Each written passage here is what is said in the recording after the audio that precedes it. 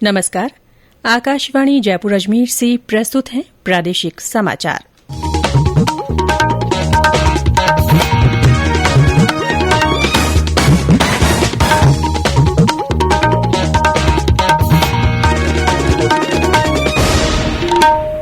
मुख्य समाचार। केंद्र ने प्रधानमंत्री गरीब कल्याण अन्न योजना को अगले 6 महीने और बढ़ाने की मंजूरी दी। देश में 21 नए सैनिक स्कूलों के गठन को मंजूरी। श्रीगंगानगर जिले को भी मिलेगी सौगात। प्रधानमंत्री नरेंद्र मोदी आज आकाशवाणी से मन की बात कार्यक्रम में अपने विचार साझा करेंगे।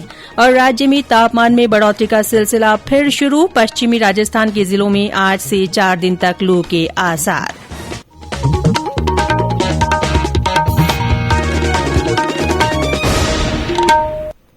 समाचारों के साथ मैं रितिका गुप्ता। श्रोताओं से अपील है कि कोविड से सुरक्षित रहने के लिए कृपया इन सरल उपायों का पालन अवश्य करें। पूर्ण टीकाकरण कराएं, मास्क पहनें, 2 गज की सुरक्षित दूरी बनाए रखें, हाथ और चेहरा साफ रखें। और अब समाचार विस्तार से। केंद्र सरकार ने प्रधानमंत्री गरीब कल्याण अन्न योजना को 6 महीने के लिए और बढ़ा दिया है। अब इस साल सितंबर तक लाभार्थियों को इस योजना के तहत सहायता मिलेगी। ये घोषणा करते हुए प्रधानमंत्री नरेंद्र मोदी ने कहा कि देश के 80 करोड़ से अधिक लोगों को पहले की तरह इस योजना का लाभ मिलता रहेगा। उन्होंने कहा कि देश की शक्ति देश के हर नागरिक में निहित है। योजना की शुरुआत अप्रैल 2020 में हुई थी और ये विश्व भर में सबसे बड़ा खाद्य सुरक्षा कार्यक्रम है।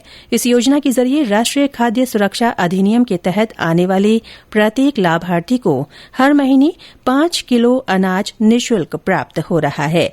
योजना का 5वां चरण इस माह के अंत में समाप्त होना था। सरकार इस योजना पर अभी तक 260 लाख करोड़ रुपए खर्च कर चुकी है और सितंबर 2022 तक इस पर 80,000 करोड़ रुपए और खर्च होंगे। केंद्र ने देशभर में 21 नए सैनिक स्कूलों के गठन को मंजूरी दे दी है। प्रदेश के श्रीगंगानगर जिले को भी ये सौगात मिलेगी। ये स्कूल गैर सरकारी संगठनों, निजी स्कूलों और राज्य सरकारों के साथ साझेदारी में खोले जाएंगे। देश में 100 नए सैनिक स्कूल बनाने की सरकार की योजना के प्रारंभिक चरण में ये स्कूल खोले जा रहे हैं। नए स्कूल वर्तमान सैनिक स्कूलों से अलग होंगे।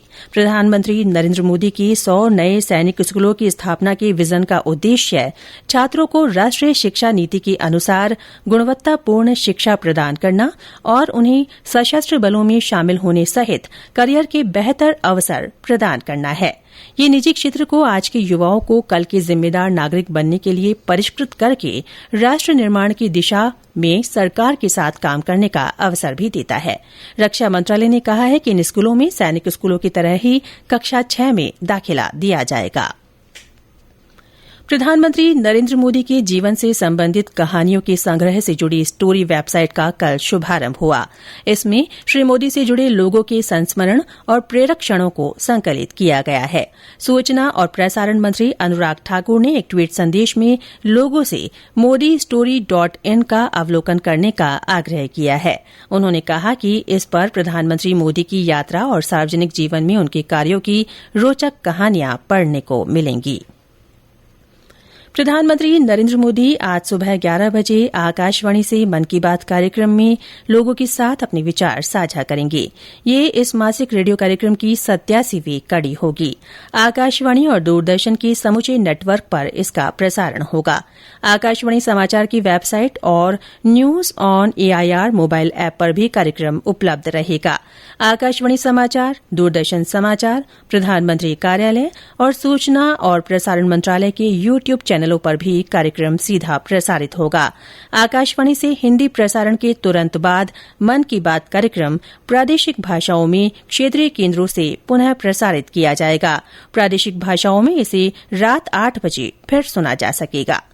ये समाचार आकाशवाणी जयपुर अजमेर से प्रसारित किए जा रहे हैं। समाचार अभी और भी हैं, उससे पहले कोरोना जागरूकता संदेश।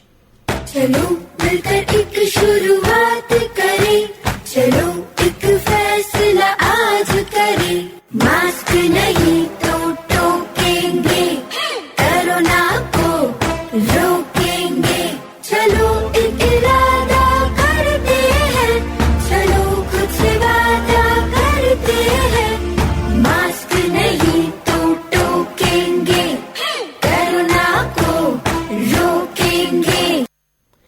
प्रादेशिक समाचारों में फिर से आपका स्वागत है।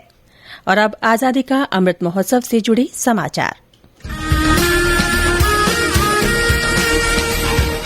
आजादी का अमृत महोत्सव।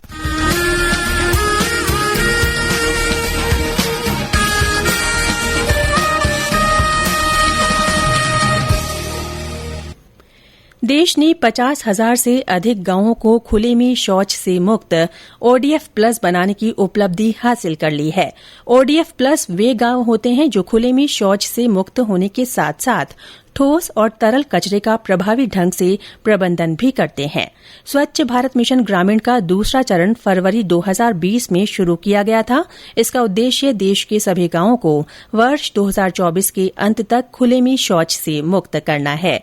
जल शक्ति मंत्रालय ने कहा है कि आजादी का अमृत महोत्सव के हिस्से के रूप में 22,000 ग्राम पंचायतों के 1 करोड़ से अधिक लोगों ने विभिन्न स्वच्छता गतिविधियों में भाग लिया।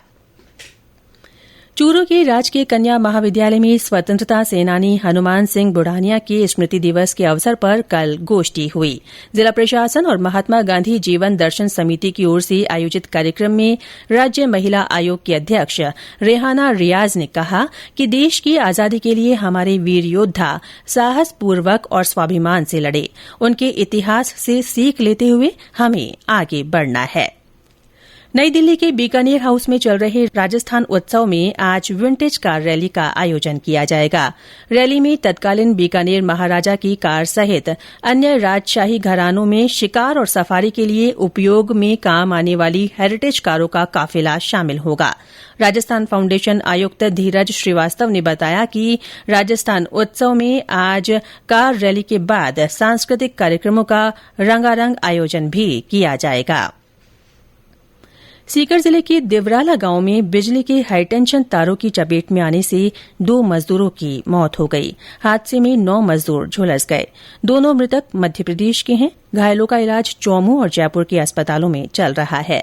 वहीं धौलपुर बाड़ी रोड पर कैलादेवी से लौट रहे एक टेम्पो और कार की टक्कर में टेम्पो में सवार बालक और उसके चाचा की मृत्यु हो गई। प्रदेश में कल कोरोना संक्रमण के 30 नए मामले सामने आए। इनमें जयपुर में 8, जोधपुर में 6, उदयपुर, कोटा, हनुमानगढ़ और अलवर में 3-3, अजमेर, बांसवाड़ा, बारां और सीकर में 1-1 व्यक्ति में संक्रमण की पुष्टि हुई। 23 जिलों में कोरोना का कोई नया मामला नहीं मिला। कल 42 लोग कोविड से स्वस्थ हुए। सक्रिय मामलों की संख्या घटकर 271 रह गई है। राष्ट्रव्यापी टीकाकरण अभियान के तहत देश में अब तक 183 करोड़ 16 लाख से अधिक कोविड टीके लगाए गए हैं। कल 26 लाख से अधिक डोज दी गई। वहीं प्रदेश में अब तक 10 करोड़ 20 लाख से अधिक टीकाकरण हुआ है। प्रदेश में तापमान में बढ़ोतरी का सिलसिला फिर से शुरू हो गया है। मौसम विभाग के अनुसार पश्चिमी राजस्थान के जिलों में आज से 4 दिन तक लू चलने के आसार हैं। इस बीच कल कई शहरों में तापमान में बढ़ोतरी दर्ज की गई। सबसे अधिक 42.1 डिग्री सेल्सियस तापमान बांसवाड़ा में रिकॉर्ड किया गया। जालौर, डूंगरपुर, सिरोही, जोधपुर, फलौदी, बीकानेर और बाड़मेर में अधिकतम तापमान 40 डिग्री सेल्सियस से ऊपर पहुंच गया। केंद्रीय सड़क परिवहन और राजमार्ग मंत्री नितिन गडकरी ने कहा है कि ध्वनि प्रदूषण के संबंध में जल्द ही देशभर में एक नया कानून लागू होगा। इस कानून के तहत वाहनों में लगे हॉर्न भारतीय संगीत की ध्वनियों का प्रयोग करेंगे। श्री गडकरी ने कहा कि देश की जनता जल, वायु और ध्वनि प्रदूषण से परेशान है, इसीलिए इस संबंध में आवश्यक उपाय किए जा रहे हैं। और अंत में मुख्य समाचार एक बार फिर। केंद्र ने प्रधानमंत्री गरीब कल्याण अन्न योजना को अगले 6 महीने और बढ़ाने की मंजूरी दे दी है। देश में 21 नए सैनिक स्कूलों के गठन को मंजूरी मिली। श्रीगंगानगर जिले को भी सौगात मिलेगी। प्रधानमंत्री नरेंद्र मोदी आज आकाशवाणी से मन की बात कार्यक्रम में अपने विचार साझा करेंगे। और राज्य में तापमान में बढ़ोतरी का सिलसिला फिर से शुरू हो गया है। पश्चिमी राजस्थान के जिलों में आज से 4 दिन तक लू के आसार हैं। इसी के साथ प्रादेशिक समाचार बुलेटिन समाप्त हुआ। नमस्कार।